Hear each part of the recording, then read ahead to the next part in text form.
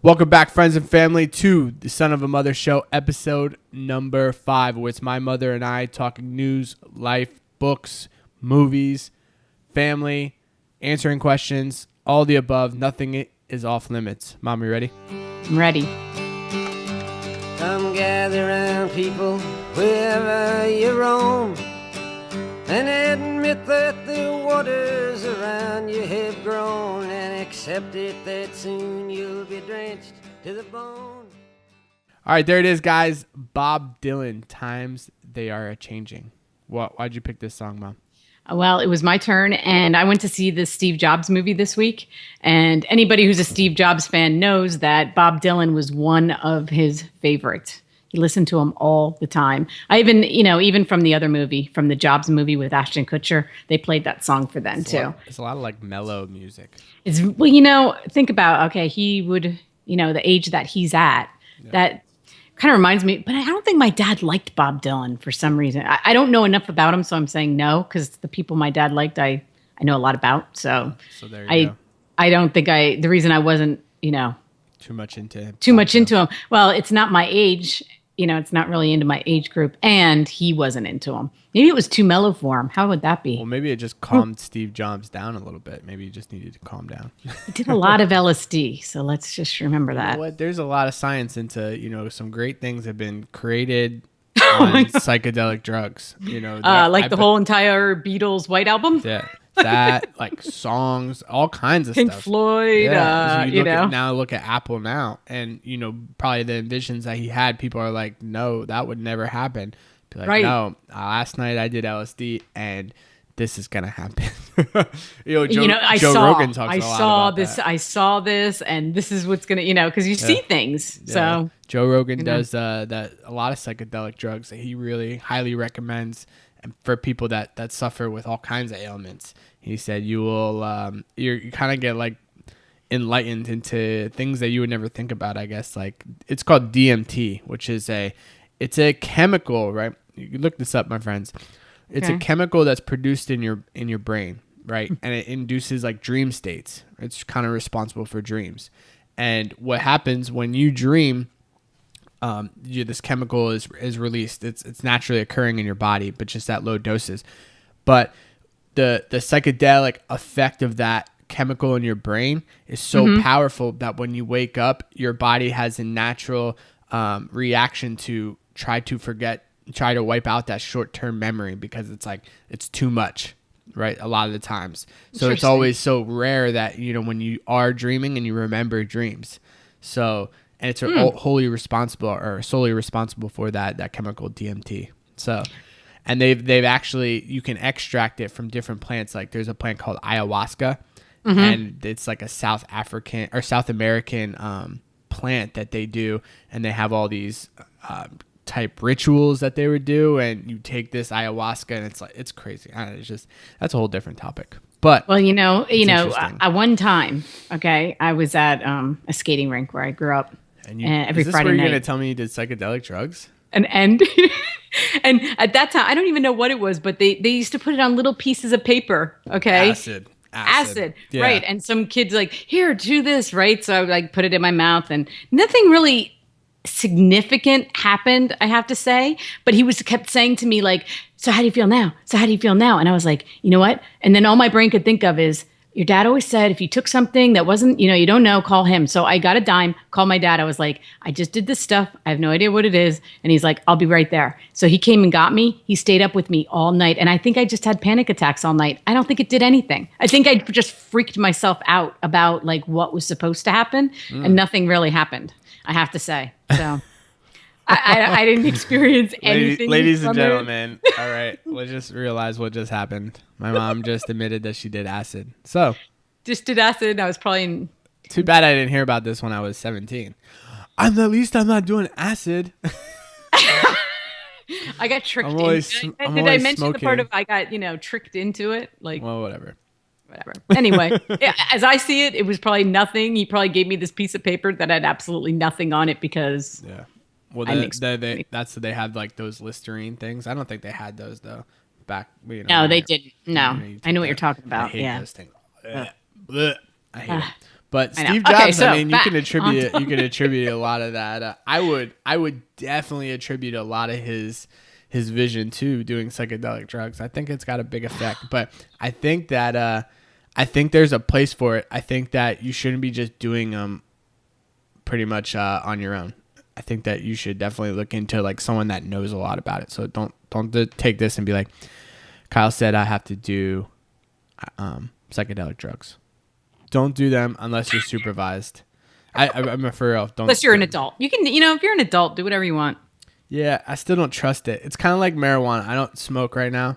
I don't, because I've smoked a lot in the past, but I think now I'm like too wise to like not trusting people, Right. So when it does become illegal or legal, I will do it. I have no problem doing it. But at least I know it's from a trusted source. I don't trust anyone. I don't trust Rico on the corner. And well, I think that's what my dad's point was, actually, you know, like in his own weird way. He was always like, if you ever get in a situation, because, okay, let's just be clear. My dad preferred I buy drugs from him because he had the best drugs. He wasn't about me going out and doing drugs from other people because he was scared of other people's drugs. Yeah. And his thing was like, everybody did drugs. He didn't think anybody did. When you're in your own bubble, okay, you kind of live in your bubble where if your world is doing drugs, you think everybody's world is doing. And he thought that. Well, yeah. I mean, that's the idea of you being the average of the people you're around. So right. So if anyway, if they're druggies, then you're a druggie. So kind of right. Let's start with the book, right? The Pirate Hunters by Robert Kurson. Now, disclaimer for me, I didn't get all the way through the book. I kind of stopped because it started repeating. From, like I told you, the reason why I wanted to do this book is because I loved the previous book that Robert Kurson did, which was Shadow Divers. And actually, Pirate Hunters references Shadow Divers a couple of times in the book. And he starts telling these backstories of the main characters. And I'm like, I know all this because I've read the book before. And obviously we know what happens because, you can tell from just reading the first half of the book. I probably have I think it's like an hour and a half left. You know what's going to happen, right? But I really wish you would have finished it though, because I'm so confused. And I thought you were going to clear it up for me. Confused about what? Okay, well, you get Spoiler alert. Okay, you tell what they're looking for. So they're looking for the Golden Fleece. The Golden Fleece from Bannister. Joseph Bannister, okay? Right. Which Golden Fleece is a ship, right? Right. And this guy was a badass, Bannister, back in the day. He turned badass. Yeah. Actually, he was a really good guy. And then all of a sudden... He's a part of the Navy. He was part of the Royal Navy. And then he affected. What did they call it? And they have no idea why. Like right in the middle of one of his expeditions, he steals his own ship. Yeah. And puts everybody else on notice that they were going pirate. Yeah, because they had they were trusting him with so much gold, so much treasures. And he's like, screw this. I could do this on my own. And they kept trying to capture him. They couldn't capture him for the life of him. And they attacked him. He actually attacked the British Navy. Yeah. So it's wild in the sense that all this guy was able to do, and you have these people that now are trying to find this boat because it's going to be the biggest treasure ever found. No one's ever been able to find it, and they're asking all these locals, and they can tell when the locals are lying. They're asking people just going. And then they decide we're trying to find this dude that was elusive to all these people. What makes you think that we're just going to be able to find this ship in 24 feet deep water? That was the big thing. I was like, they had such a problem searching in water that's only 25 feet deep, and you're like, wow, this is crazy. You would think it'd be sticking up on the water. I know. Didn't you think that it was like the Titanic, where it's going to be I guess they were all looking in the wrong place. I mean, that's what they figured out. Everybody was at the wrong place, and they figured out the right place. Traveling the world looking for clues. Basically, but for their if I had to suggest, okay, aside from the story of the book, it's cool, right? They're looking for treasure, but me loving history, you loving history more as well, I would highly suggest listening to or reading Shadow Divers if you're gonna pick between, because them finding that the shadow divers is based on the same type of story. They're looking for this boat. Weren't they looking for a U-boat in Shadow Dive? Found that would be way more cool. It was so cool because that would be way they more found a U-boat off the coast of New Jersey that no one knew about, a German U-boat. Right? And that's way more cool because we didn't think that a U-boat came. We didn't think anybody came that close, right? Yeah, they were really, really close, like right off the coast. So didn't it freak everybody out once they found that? Yeah, everyone was going nuts. Right. So that story was a lot more interesting than this one. And I guess I just kind of heard the story. It was just redundant for me. But it was. I thought you were going to be bored. The reason I wanted you to finish the end because I was so confused about what they actually got from it. It seems like the Dominican Republic started fighting them for, they were like, okay, you can pick a couple of pieces. Yeah. Well, that's what the problem was, is they had all these laws up in the air of whose boat, whose property and what country it belonged to when they started fighting. But the problem with pirate boats is that they were saying that it doesn't belong to anyone because they didn't belong to any country because they were defected from their country. So, but then obviously once they find treasure, it's like, oh, a little bit of this. But I don't think they did it for that. I think it was the same thing with the U-boat. I think they just did it for, this is, we found this stuff. No one else could find it, but we found it. So. And that's cool. I mean, but I guess I would just felt bad because they were going broke over it. I mean, they kept talking about how broke they were. They were going broke, but I don't think after that, I don't think they were worrying about money. I really don't. No, I think they wanted to find it. I think they wanted to be the ones that found it. They got so close they couldn't quit. Yeah. Yep. At that point. And essentially, everything you're saying from the end of the book, I can answer because it's the same as the other book. Oh. So the same struggles, and they're losing their families over it, and they're going through all these tribulations, and they're broke, and it's just like, okay, I heard this, Robert Curson, please. Robert. Stop repeating their history. Stop repeating. I mean, I watched some videos of John Mattera and John Chatterton, and it was pretty cool. Yeah. I mean, they didn't have very many of them, but I did watch a couple of them just to see what they looked like. John Mattera's a big guy. Oh yeah. Yeah, he's a big guy. You gotta think those they gotta be tough guys. It's a lot to deal with. He was kind of in the things. Wasn't he kind of like in the well, he's from Long Island, and he got into I want to say mafia, but he got into some kind of. He was like giving loans out and beating people up, and he said at one point he was making more than his principal. Yeah, I mean, he was in high school. Yeah. Yeah, I don't know. It's funny. Overall, my friends, I can't give it less stars, but it's just. If you've read Shadow Divers, just save yourself the story. You know what happens. But if you haven't read either, I'd say Shadow Divers over Pirate Hunters. And if you would rather learn about pirates, then read the pirate book. And I'm not going to say it's bad because it's not a bad book. For the first time, if I read it for the first time, I'd be completely engaged, just like I was with Shadow Divers. So yeah, I'm not going to say it's bad. I'm not going to say it was bad. Okay, the beginning was rough. And then I started to get into the characters a little bit. So I'm not going to say it's a bad book, but I definitely, I wanted to be interested because I do love history. So I was like, okay, I want to know about Joseph Bannister. I want to know everything about him. Yeah. And as you get towards the end, they kind of go into him a little bit deeper. So that was good. But, am I going to give it a 5-star history book thing? No, probably not. I would give Shadow Divers 5 stars all day. But, so, okay. All right. So Pirate Hunters, I mean, it is what it is. We're not a 5-star. Not a 5-star. Every book we do on here isn't going to be the best book, which is good. So yeah, I was happy. I mean, we've been liking everything so much. I was like, oh well, we'll have some contrast because it wasn't just so you don't think that we love every book and every movie we see. Yeah. We don't. Yeah. How about that? It's all about being real. Real.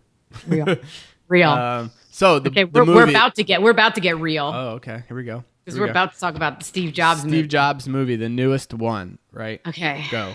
Disclaimer. I loved Steve Jobs. The movie? Or just the guy? No, the guy. The LSD guy. The LSD guy. I love Steve Jobs. I loved him more. I mean, the more I learned about him, I should say, the more I fell in love with him. So I go into this movie. I saw the Ashton Kutcher movie. Still loved him. Is he a dick sometimes? Yeah, he's a dick sometimes. He's a jerk. He's an ass. Whatever. I mean, isn't everybody? Yeah. I mean, would you want? I feel like they focus so much on his negativity instead of what he was trying to do. In the new one. In any book, in anything. I feel like that's just, everybody wants to start off with saying he was a brilliant guy. Oh yeah, and he was an ass. Yeah, he was a jerk. So blah blah blah. Blah blah blah. He treated employees bad. Whatever. Okay. But anyway, so I go into this movie again. Did not watch anything because I like to read the books and go to the movies knowing nothing, as little as possible, right? So I'm watching the movie, and as it's going, I'm like, this sucks. This sucks. This better get better. This better get better. And it doesn't. It just keeps sucking and sucking. Okay. So, and I'm with Ian and Ethan, and they both love Steve Jobs too. Yeah. So we walk out of the movie, and we were both all like, oh, that sucked. Wow. What was the point in that movie? Like, what is the point? Why were they trying to prove, like, let's just take a sliver of Steve Jobs' life and say he was an ass and let everybody say that. And now let's make a good movie. Like, why do you got to keep trying to prove it? So what they did was, and this is an interesting story. My best friend, Jamie, okay, her daughter, Rain, is an actress and she's 6. And she went to audition for Steve Jobs' daughter, Lisa, as a 4-year-old because she's little. Right? It came down to her and another girl. Wow. Okay. That's how close it got. Well, all kinds of problems started happening with the Steve Jobs movie. And when I was talking to Jamie about it, she's like, before you talk to Kyle about it, look up the problems that they had with this movie. Now, Rain did not get in the movie because the only way she was getting in was if Natalie Portman agreed to do the college student Lisa. So it was kind of like if Natalie Portman was in, then Rain, because they do it by looks. Like Rain kind of looks like Natalie Portman as a child, kind of a thing. So when I looked up what happened, well, there were so many problems in the beginning of this movie, and emails got hacked. Okay, so producers are fighting over it, and directors, over who they want to direct it. And Angelina Jolie gets brought into it, and they call her a half-assed actress in one of these emails. Yikes. Okay, and so what happened is everybody, it seemed like was like picking sides, and it seemed like a lot of the actresses in America were like, I don't really want to piss off Angelina Jolie. Mm-hmm. She wasn't going to be in this movie. What she was trying to do was fight for the director. She needed a director for her movie who was trying to also direct Steve Jobs. Okay. So she's fighting for a director. All right. She's not fighting to be in this movie. Yeah. But in the meantime, the production companies are just going at each other. Okay. Which goes to prove, the movie business is the movie business, right? I mean, it's a business just like everything else. And so anyway, I noticed after watching the movie, everybody except for Jeff Bridges is British. And I just have to wonder if... that was their perception of him? No, I think that the American actresses and actors were like, I'm not going to pick a side here. Once those emails got out, okay? And they were, I think all the actresses... because I think Angelina Jolie, this is my, because why are they British? Why is Steve Jobs British? Why is Kate Winslet British? In that, like, why is the director British? I don't know. And it's about Steve Jobs. Do you think that they didn't know him enough?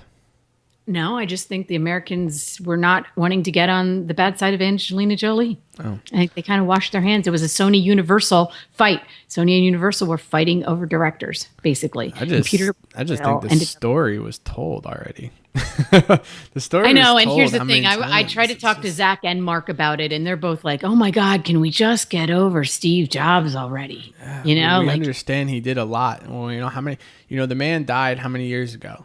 Okay, and already we've got like 2 different movies on him because he was a character, right? And everyone wants to exploit that and get on the Steve Jobs train and try to make money off of his life because he was so out there before his time essentially, and now it's just that's when I saw the movie I'm like, really, another one?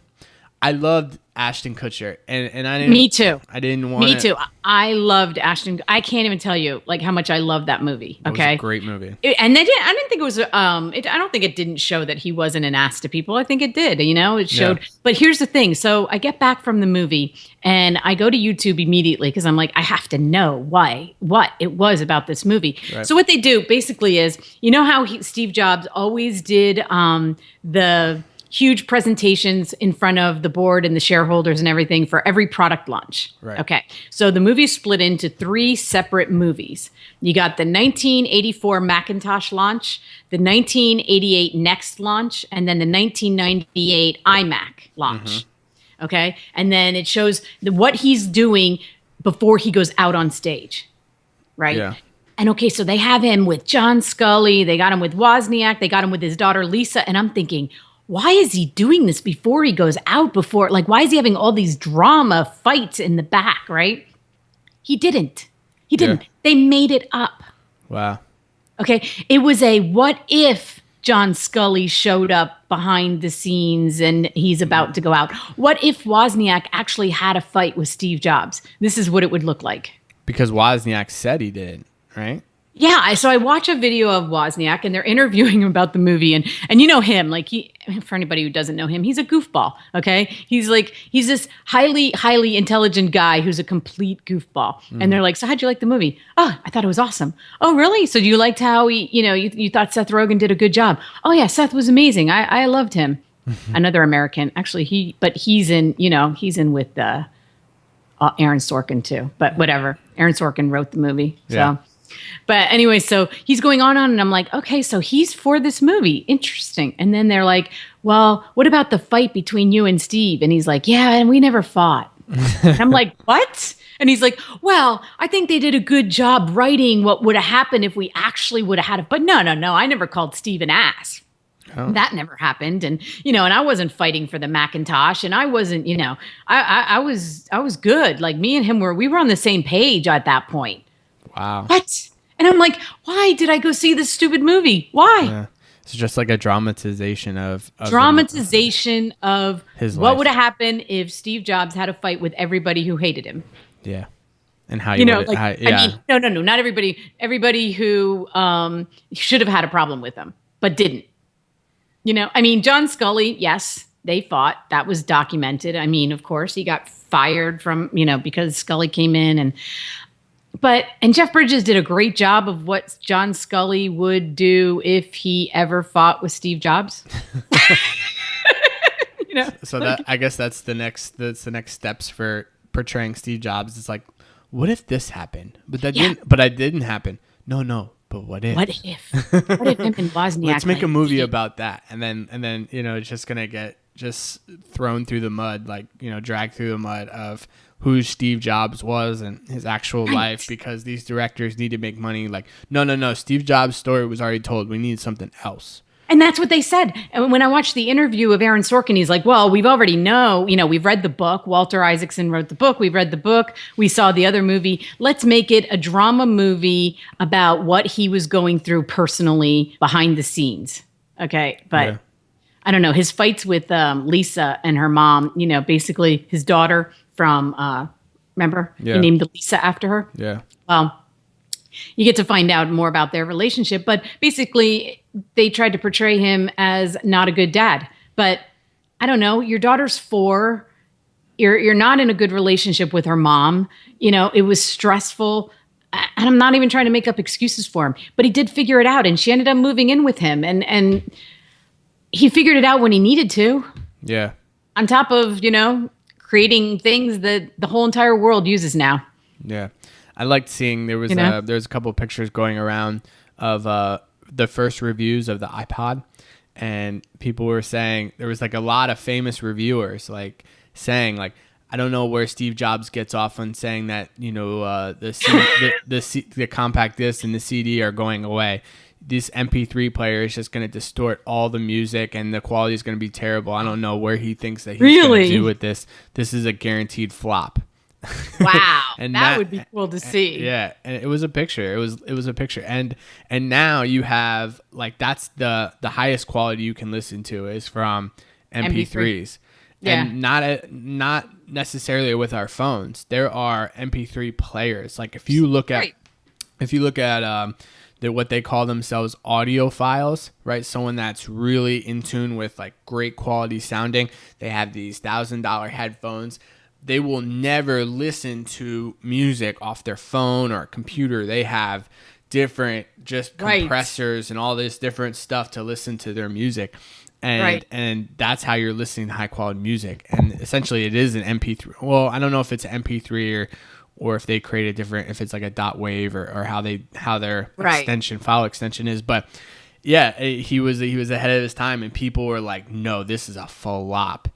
And you're like, wow, that's crazy. Well, how about even when his one presentation, I mean, they didn't show this in the movie, but the one that he did pull out the, what was it, the Nano in his pocket. And Yeah. he was like, I'm holding 100 songs. Yeah. Okay, think about how many songs do you have on your phone right now? I have none because I do Spotify. Okay, well, think about how many you could. Well, okay, Spotify. I have a but, I mean, 64. My phone's 64 gigs, so I could hold thousands of songs if I wanted thousands. to. Yeah, thousands. But it was just funny because he pulled that out and said, I have 100. And now you're like, 100? Yeah. I can have, 2,000 songs on my phone and not. Yeah, I don't like putting a lot of stuff on my phone, but that I like Spotify because I can listen to pretty much any song I want. Actually, I just switched to Spotify. You know what though? I'm very disappointed. This is funny that we're talking about this. Spotify. I was very upset because the other day I had heard a Hootie and the Blowfish song right on the radio. Right. And I plugged in my phone. I was like, oh, I want to listen to some Hootie, and I turned it on. Hootie has no songs on there. They have On Spotify. they have a lot of artists that do covers to like popular songs. Like Yeah, and you don't want to hear that. Like Let Her Cry, and I tried to play some of them. Like, no, they're trying to twist it too much. But It's interesting that Hootie, yeah. I mean, So what happens is a lot of the artists are having licensing problems with Spotify. They feel like they should be getting paid more, and then some are going to Apple Music and signing contracts with Apple Music. But like Drake has a deal with Apple and Apple Music, but you can find all Drake's songs on Spotify. So I don't know how all that works. I just discontinued my Apple Music. I tried hard, but I couldn't do anything on it. I couldn't do what it said it was going to do for me. And I just switched to Spotify. And I'll go back when Apple Music figures it out. I'll go back. Yeah. But and I even called them and I said to the lady, when this was free, I had no issues. Yeah. And now I'm paying $15 a month and I can't make it work. Well, and she was like, oh, I'm sorry. It's 2015. It's 2015. We shouldn't try hard. Okay, it's not. If you're gonna be paying for a service, you shouldn't try hard. It should be easy. It's 2015. If you can't create an application or something that's easy to use, then you're not. I'm not gonna pay for it. Spotify is so easy to use. I'm not gonna. Yeah. You did that Apple Music, and I did the 3 months. Tried. Yeah, I did the 3 months with the Apple Music, and I was like, this is dumb. I'm done. I don't know where I'm going. I guess Ian. All I can it. say is that Ian hates it. He got off hates too. it now. He's in he hates back it. That's in why I Spotify. got off. Yeah, he's on Spotify. And I claim all we can say is Steve Jobs isn't alive anymore. So sorry, Apple. Yeah. Do you really feel like they're kind of? I haven't seen too much like plateauing type thing. Yeah. I can see a plateau. There's a plateau because there's no visionary. So yeah. I have the 6S, right? The 6S Plus. And what? How much better is it with the 6? They're doing the same things that every other company is doing with their phones. Oh, we upgraded the camera. Now we have live photos. Like live photos? What are live photos? Okay, when I go to the live photo, it shows me a half a second before I took the photo. Right. It'd be like if I took a selfie of me like this, it would be like that's what it looks like. So it's like it's weird. I don't know. I don't. And they have like the Force Touch. Like, okay, no, if Steve Jobs there, what would this look like? Type thing. It'd be way different.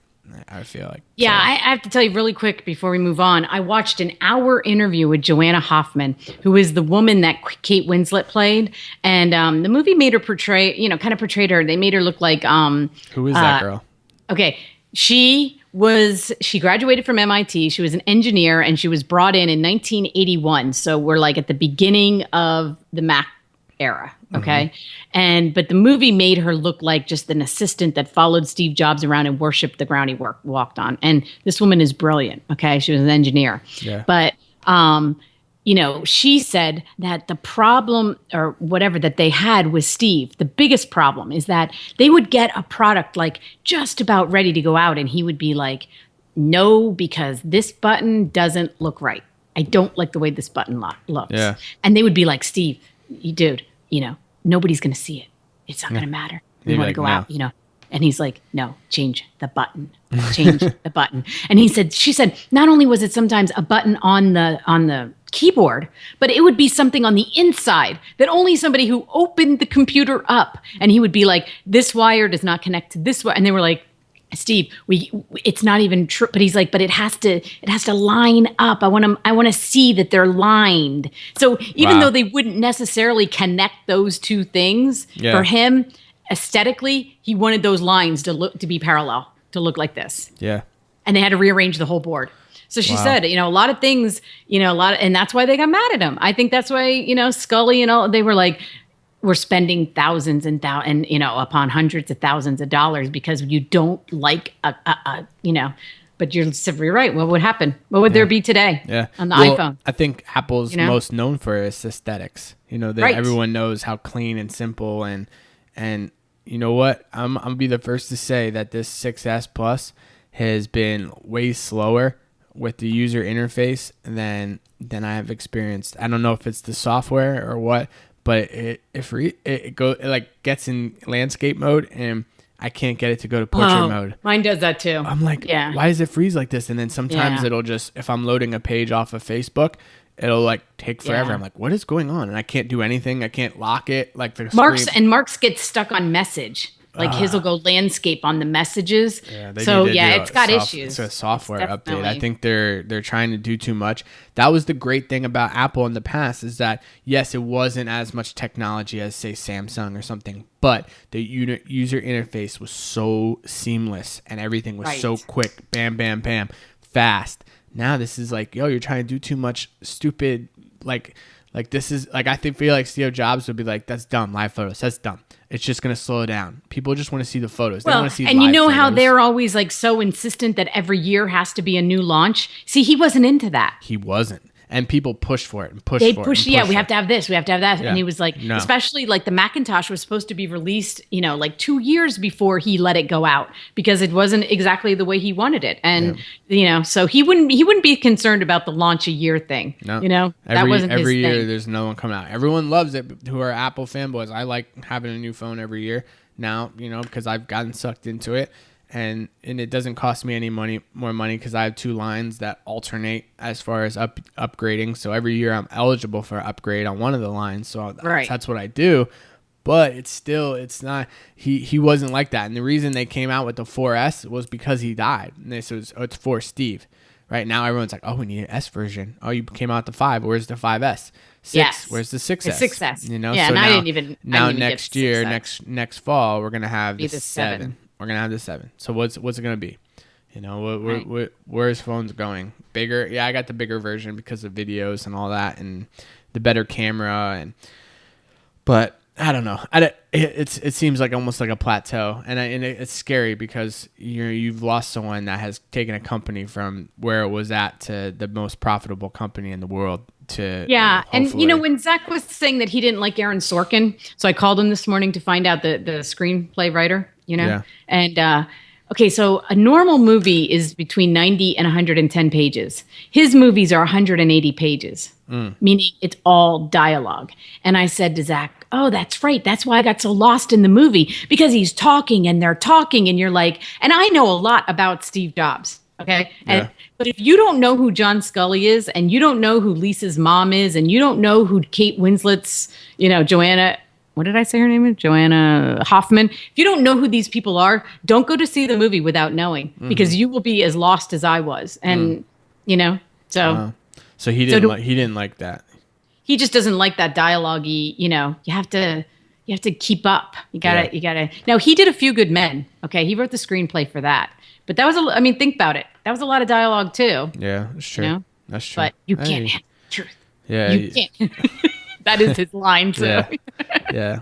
To each their own as far as style type thing. So it's whatever. It's kind of unfortunate this show is about pirate hunters, which we didn't really like, and then Steve Jobs, which we didn't really like.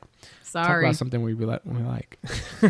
I know. So this show, whatever, we aren't going to like everything. So we could just put it out there. I mean, there are a lot of people who like Steve Jobs, but all we can do is give our own opinion. Yep. I mean, a review is a review, right? I'll see it eventually. I'll watch it. I'm actually going to watch it again. When it comes out on Netflix, I'll watch it again because now I know who these people are and see if I can connect some of the dialogue that I got lost in. I'm not going to pay to see it again. No, I would never. I don't even know what movies are out right now. I don't even know what I'm going to go because, all right, our next show is on Grandma. Yeah. Oh, so next week we'll be recording. We're recording a special show, the anniversary of my grandma, your mom, her passing. So we're gonna talk about her, all the great things about her, and what she meant to us. We're gonna post pictures. Yeah, pictures online on the website. So it'll be fun. It's just something to remember her by. That had a great impact on us, and it's just something we want to, because essentially what this show is, yes, we love talking to you guys, the friends, and especially the family. It was interesting. I was talking to a buddy last night about this, and we were talking about people that vlog, on YouTube. And a lot of these vloggers will say, like, I'm doing this for my family. It's a documentary of my family. And I said, how interesting would you be, or how interested would you be if you were able to see your great-great-grandmother and your great-great-grandfather, right, talk and like communicate? I'd be sitting there the whole time, like, not leaving the whole time. I want to hear him talk. I want to hear him talk. So this is why we're doing this, right? Yes. So we're trying to bring, another generation to life. Your grandmother, or your mother, my grandmother. So we're going to bring her to life in this show, and we're going to talk all about her, who she was to me, who she was to you, her past, and we'll and it's for the family, for the and the books and movies are for the family too, because this is what we talk about. Okay, this is and that way I feel like we're passing on. The movies are forever and books are forever. Yeah. So we're passing on what we think, and I'd love to know what my grandparents thought about a movie that was made when they were my age. Even think like 100 years from now, like I've read books 100 years old. Absolutely. So 100 years from now, when they're listening to this, I want to read that book that my great-great-grandfather and my great-great-great-grandmother were talking about. I just watched this thing. So that's why we're doing this, my friends, to leave this behind. And why not? Because we talk about it all the time. So you would just we have very little left from my grandmother. So it's like, and it's only been 4 years, she's only been gone 4 years. And I feel like, I don't know, like it seems longer some days, and then other days it doesn't seem as long, but a lot has changed, and she never got to see any of the great grandchildren. And, so, in that aspect, it's like, okay, there's 6 going on 7 of them in the last 4 years. Yeah. I mean, that's wild. That's and pretty it's, crazy. Like I said, we don't have a lot from her, but I do have a look. Of course, we have pictures and all that, but I have, like I told you yesterday, I have voicemails, right, that I still hold on to. Yeah. So, and I don't have that. Yeah, and I'm gonna play them for you guys next week. Which is very You told me, you said I want to hear them, and I said that's very scary to think about because I haven't listened to them in years. Because it could get emotional about listening to them. But we'll play them for you guys. Maybe emotional. But we're gonna have fun with it. We're gonna stay positive about it because it's more celebrating. Because she would want us to. Yeah, it's more celebrating who she was to us. So and that's a beautiful thing. But yeah, I will play the voice. I know exactly what the voicemail is about. But every year, like I told you guys, every year I get a new phone. And the first thing that when I get my new phone and I transfer everything, I always go to my phone, I go to voicemails, and I make sure that they're there. I'm like, okay, I can leave now. Like if I'll be in the Verizon store, I'm like, okay, yeah, you're like, everything. No, you have to. I'll be like, no, I gotta transfer it, and then make sure that doesn't get deleted. That's awesome. So that way now I'll play it on here for you guys, and now I won't have to check my voicemails and make sure they're there. I'm like, oh, it's on episode. It'll be episode 6. And then it's forever for everybody. So that's cool. Yeah, it's really cool. It brings another generation to life. So next, that'll be next week. Look out for that one. And then the next book is, we won't talk about a book next week. We'll give you guys 2 weeks to read this book. It's number 9 still on the New York Times bestseller list. So it's I was trying to. We were deciding yesterday, and we decided on The Girl on the Train. Okay. Right. The Girl on the Train. Just search And I know that. nothing about it, so I just know it's been on the list, Yeah, a list for a very long time, and it's a fiction book. it's a fiction. And so Zach will be happy. A little update on some things, because people give us their opinion about what we talk about. You were talking about that. Okay, let's hear it. Let's hear it. Yeah. You said Kara said something, right? Yeah, I love getting everybody's opinion, because that's why we're doing this, and they love giving us opinions. Imagine that. All right, so we were talking about the Starbucks thing that I do, or Dunkin' Donuts, when I pay for somebody behind me. So I'm talking to Kara the other day on my Bluetooth, and I pull up to Starbucks. For all of those of you who do not know, Kara is my 24-year-old daughter, Kyle's sister, who works at Starbucks. She's a manager. And she's a manager. She's been there for long time. 3 years, 4 years, somewhere around there. So anyway, I'm on, and I said, wait a second, Kara, I got to give my order, right? Give my order, drive up, and I hand them my credit card, and I said, I'd like to pay for the person behind me. And Kara was like, oh my God, you're one of those people. And I was like, what? He's like, oh, we hate people like you. And I'm like, what? Because here's me. You say you don't want to get anything out of it. You just want the person behind you to be all happy when you pull away. But you kind of want the Starbucks people to be like, oh, okay, like all happy. Well, they never act happy, which is why I was like, that's interesting. Dunkin' Donuts people, nobody ever acts truly happy about you paying for the person behind you. And I said, Kara, why aren't you why? She's like, Mom, it screws up the computer so bad. And then we don't know where we are. And then you pay for theirs, and then they feel obligated. She's like, I've never had one person come through and I'd say, oh, okay, so the person that just pulled away paid for your coffee, and they get confused and they're like, why? Why did they do that? And she's like, because they're trying to be nice. They want to give you a cup of coffee. They don't know what to do. And I said, why is it, I don't want to confuse everybody. She's like, but Mom, it confuses everybody, because then they start paying for the person behind them. And then ultimately somebody gets pissed off because they're like, well, I don't have that much money on me. I don't know what to do. And, she's like, yeah. And then they feel bad. And she's like, please, it's not helping anybody at all. Maybe it would be better just to hand them like $5 and be like, pay for someone's order. Okay. So I told Mark this, right? And he was in line at Starbucks. And so I told him this story. And he's like, well, here's what I'm going to do. So he pulls up and he hands the girl a $50 bill. And she's like, gives him change. He's like, no, keep the change. And he's like, just use it for the person behind me or two people behind me, but just keep the rest as a tip. Yeah. And Kara said, well, that's how we feel. We feel like, oh, you want to buy people coffee, but we're the ones making your coffee. Well, and Kara, okay, so she used to pay for her gas with her tip money. Wow. Last week, she made $5 in tips. Wow. They don't get paid for tips, though, do they? They don't. Like, how waiters, they make only like $2 or $3? I think we can ask her, because we will have her on eventually, but I don't know how it works, but I know that she really counted on that. I mean, they are a tip, and then you're like confused. Like you go up to McDonald's and you're like, do I have to tip these people? Like, who do I tip anymore? It's like starting to get and I respect Starbucks for not handing me a receipt that says like there's a tip option, because that's always so like peer pressure. Like if there's a tip option, you got to tip, and I'm paying. If I go in there, if I go into there to someone to make me a sandwich, okay, I got to tip you to make a sandwich, but I'm paying for the sandwich, and I know I'm paying more than what it would cost to go to the grocery store to buy the ingredients and make it myself. So essentially I am paying you to make the sandwich, okay? If I pay you $8 for a sandwich, that would cost me $4 at the grocery store to get all the ingredients, and then I got to make it myself. So I'm paying you $5 for it takes you 2 minutes to do the sandwich. So let's think about $5 every 2 minutes. I mean, how much money would that be an hour? Okay, so I don't know. I feel very indifferent about that, because listen to this.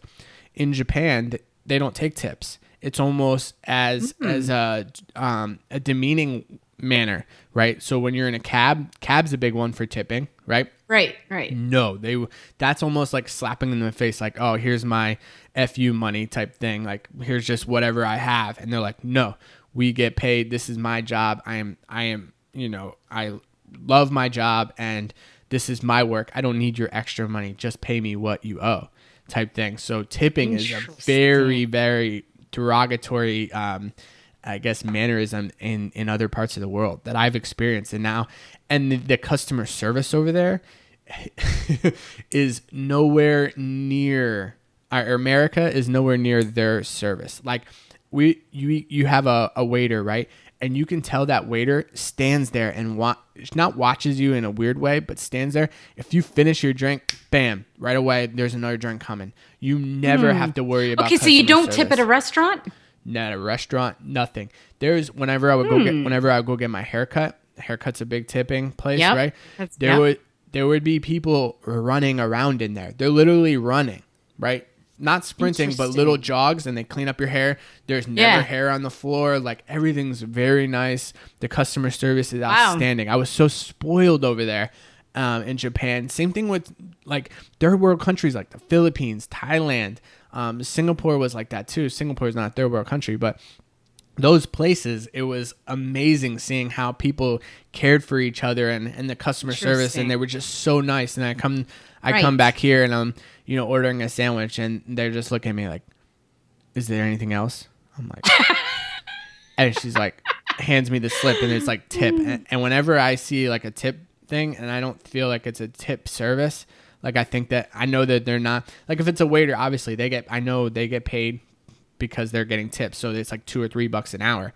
I'll tip. But if it's like I'm at Jersey Mike's, like just like a sandwich place, I put a line through it, like, because I don't want them to write like whatever they want in there. I'm just right. Like, and it's like, you want to do these things, okay? Because we were talking about it before. You want to do, I feel like I want to share and I want to, but I think that it's an interesting way to look at it, like the way the Japanese do. I think that's really a different take on it. Yeah, they have a pride. Like there's like, I don't need you to tip me. I'm doing my job. No. I don't need your tip. Well, they have a very high honor system there. It's everything they're doing is for honor. I'm trying to be, respected in my family and all this stuff. And people just throwing money at like charity. It's like kind of charity money type thing. Like, here you go, just here's whatever.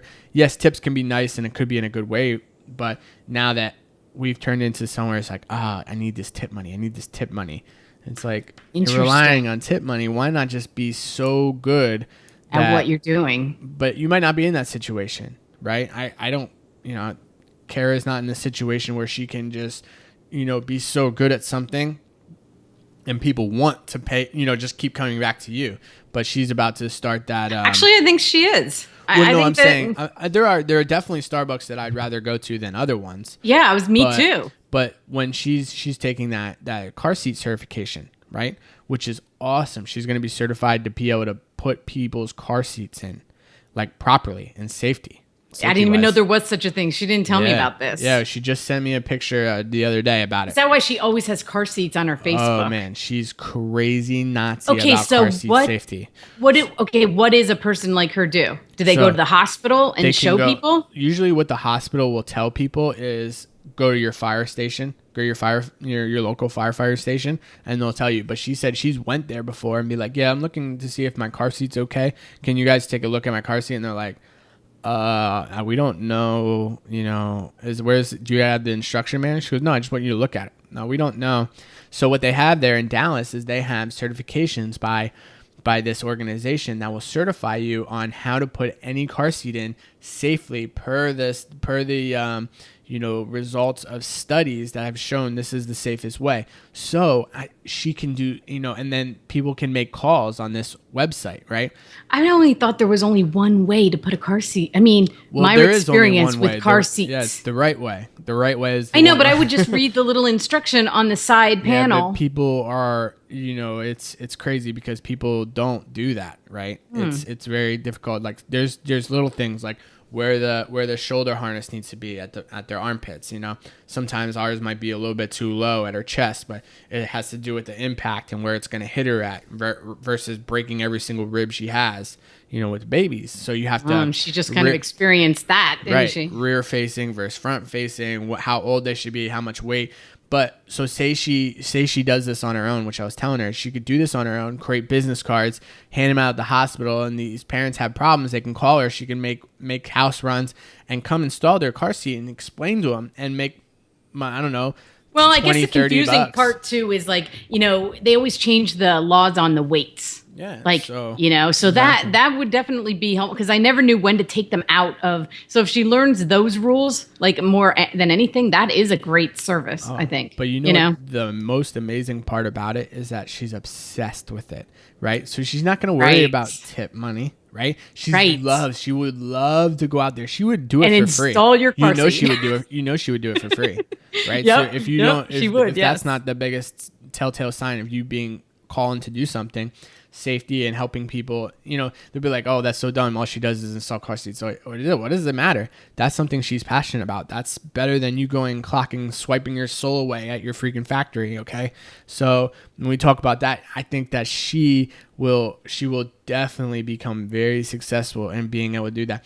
People will pay massive amounts of money to make sure their children are safe. Absolutely, because they get, especially like, look at Ella. Okay, they get to a certain age, and then you're confused. You're like, I don't know. Should she be in a booster seat? She's 3. Should she be in, what kind of car seat? And if she actually can look at a kid, and find out what they weigh or their age, and say this is the kind of car seat they need to be in, that answers all the questions. And you don't have to wait until their 1-year checkup when your doctor tells you when to switch them over. Yeah, we're at a stage right now where Kylie's legs are hanging real far out of the car seat. She's getting big. Right. She's getting big. So I'm like, okay, are we gonna buy? We're gonna buy Ella a new one, so then Kylie can go in that one. But then the one that Ella has. But now it's like when I put Kylie in that one just to see what it looks like, she looks too small for it.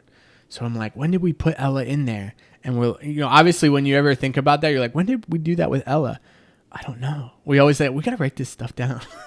I know, but that's why I'm saying this is a great service, because people would be, willing to pay to make sure that their kids are in the right car seat, and they don't have to think about it. I know that we have a lot of parents listening to this. So one day we will have her on here and she'll explain it as best as she can. Actually, we will have her on here, and I will post in the notes. I will put her Facebook. Yeah. You can inbox her. If you have any car seat questions, she will answer your questions. Yeah, I know that she could answer it now. Right. But we'll just wait till she gets done with that certification in case she learns anything that she would, I don't want her to go. True. I don't want her to go I need to tell you about this because I learned this here, So we'll wait till after. I think it's soon. I really do. I think it's soon. I think that's awesome. So yeah, that's a great thing. It's interesting what Karen and I get to talk about, because I talk to her on her way home from work sometimes, but mostly I FaceTime with her while I'm eating, and then Cam's there, and you know how those conversations go. Yeah, like Kingston's crying, Cam's in the background, so we're having this like disjointed conversation because you know. Yeah, she had mentioned it a little while ago, and then she sent me the picture of like the certification date. So the reason she did that was because the instructor's last name was Colungo. And she's like, I asked Ricky, and Ricky's like, I don't know, could be his sister. I'm like, I want to make a racist joke so bad right now. Because he's Mexican. He goes, I might have a sister. I don't know. Yeah. So and he does have a lot of brothers and sisters, so that's why it's pretty funny. They were laughing about it. So it's like, it was funny that her instructor might be related to him, so I was laughing. Yeah. But that's all she did, sent me a picture. But we've talked about it in the past. I'm like, you should really look this up because you are obsessed with this. So it's awesome. So aside from that, look forward to that in the future. She'll come on there and teach you about car seats. And like we said, the next freaking show will be about my grandma, your mom. Yep. We'll talk about that next week. Yes. And then 2 weeks from now, we'll do the show about the girl on the train, and we'll have more movies to talk about and all that. You got anything else? I ain't got nothing else. All right. Till next week, my friends. You know what Nikita told me? She says we need to have a sign off. Like, how I do on the Crow podcast, I always tell people, remember my slogan is, remember, train smarter, think stronger. Out. Right? That's that's my sign off. So next week we will have a sign off. We got to do something like inspirational or like uplifting. I'm like, yeah, the Son and Mother says, be great all the time, every day. Something like that.